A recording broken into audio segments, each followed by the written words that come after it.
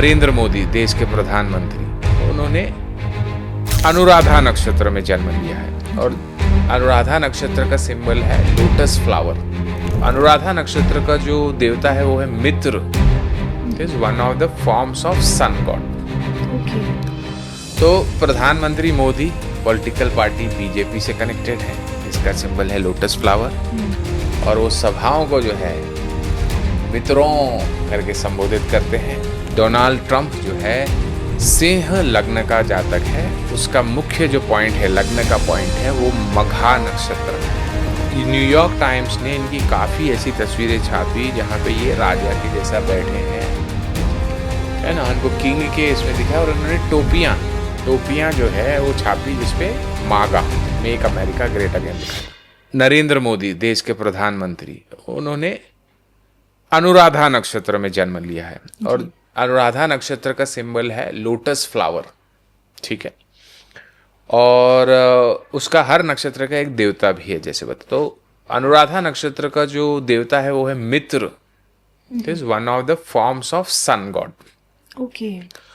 तो प्रधानमंत्री Modi political party BJP से कनेक्टेड है, जिसका सिंबल है लोटस फ्लावर और वो सभाओं को जो है मित्रों करके संबोधित करते हैं और जब वो मित्रों करते हैं देशवासियों का दिल धक धक करने लगता है कि क्या नई चीज हुआ बताने जा रहे हैं जी, ठीक है। तो कुछ कुछ कनेक्शंस आ जाते हैं।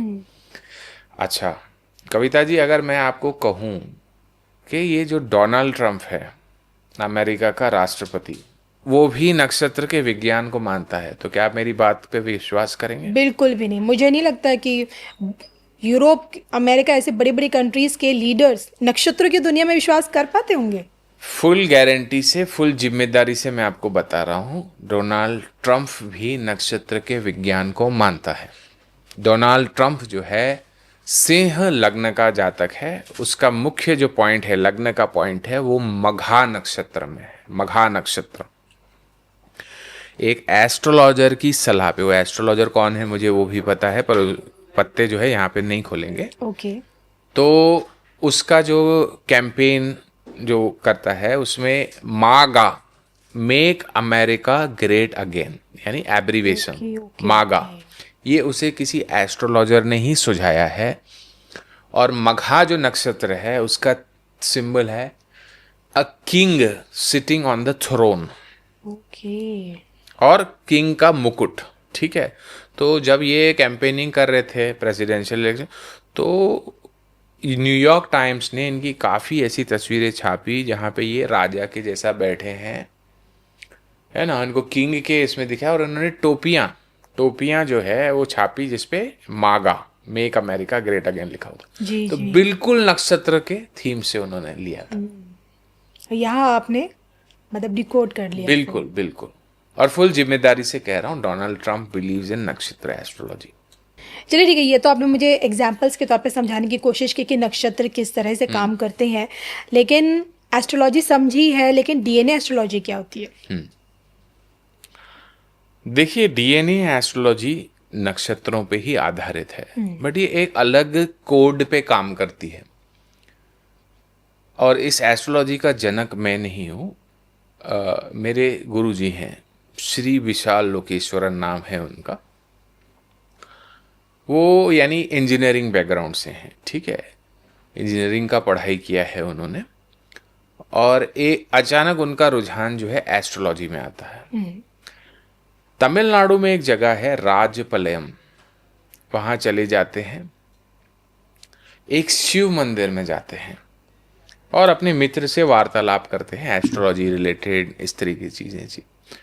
अचानक एक योगी, एक सन्यासी आता है उनके कॉन्वर्जेशन में और वो पूछता है कि आप यहाँ क्यों आए हो। वो कहते हैं कि ज्योतिष का ज्ञान मुझे फले, ये प्रार्थना करने भगवान शिव से आया हूँ।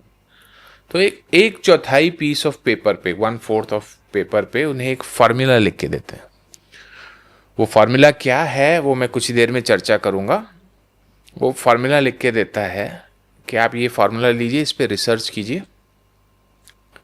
और यहाँ पे जो है फिर से मत आना इस क्षेत्र में। अगर आओगे तो मैं मिलूँगा नहीं और तुम आना चाहोगे तो आ भी नहीं पाओगे। तो मेरे सर को तब समझ में नहीं आता कि ये क्या है फॉर्मूला।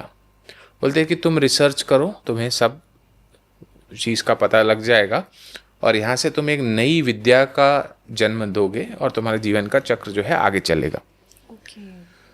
तो मेरे सर ऐसा ही करते हैं, उसको पूरा खंगाल लेते हैं, रामायण महाभारत काल के पौराणिक किरदारों को, उनके जन्म नक्षत्र आदि को, और वो चीज़ें कैसे उनके जीवन में पैन आउट किया, उस सब खंगाल लेते हैं और एक नई चीज़ का इजाद करते हैं, डीएनए एस्ट्रोलॉजी। और कुदरत की कृपा से वो चीज़ मेरे ऊपर भी आई और मैंने रेखा को जो है आगे खींचने का काम किया है। ओके। तो ये बताना ज़रूरी है कि वो फॉर्मूला क्या है डीएनए एस्ट्रोलॉजी का। जी। जी। और वो चार्ट मैं आपको दे दूंगा, तो आप ग्राफिक्स में भी चला सकते हैं हमारे व्यूअर्स के लिए। अश्विनी से लेके रेवती तक 27 नक्षत्र हैं। सब नक्षत्रों को असेंडिंग ऑर्डर में लिखना है। अश्विनी, भरणी, कृतिका, रोहिणी, मृगशिरा, आर्द्रा, पुनर्वसु, इस तरीके से हर नक्षत्र के सामने एक डे ऑफ द वीक लिखना है। जैसे अश्विनी के सामने संडे, भरणी के सामने मंडे, कृतिका के सामने ट्यूसडे जी। अब पुष्य नक्षत्र जब आएगा, यानी पुनर्वसु नक्षत्र जब आएगा, तब आएगा सैटरडे, और उसके बाद पुष्य नक्षत्र जो आएगा उसके ऊपर राहु लिखना है। और फिर जो है संडे से शुरू करना है। अश्लेषा आएगा, वहां संडे से शुरू करना है। तो जो डे ऑफ द वीक जो नक्षत्र के सामने आया, उस नक्षत्र पे उस ग्रह की कार्मिक रजिस्ट्री कहलाएगी। ओके। तो ब्रॉडली 8 कार्मिक रजिस्ट्रीज है। संस्कृत में हम कहते हैं अष्ट कर्मा, 8 कार्मिक पैटर्न्स रहते हैं। तो ब्रॉडली जो है हम सब है ना, किसी न किसी तीन मुख्य कार्मिक रजिस्ट्री लेके पैदा होते हैं। उसमें लग्न पॉइंट का नक्षत्र देखा जाता है, चंद्र राशि नक्षत्र देखा जाता है, और लग्न लॉर्ड आपका किस नक्षत्र में गया, 3 कार्मिक रजिस्ट्री। और आपका जीवन जो है उसी के इर्द गिर्द घूमता है।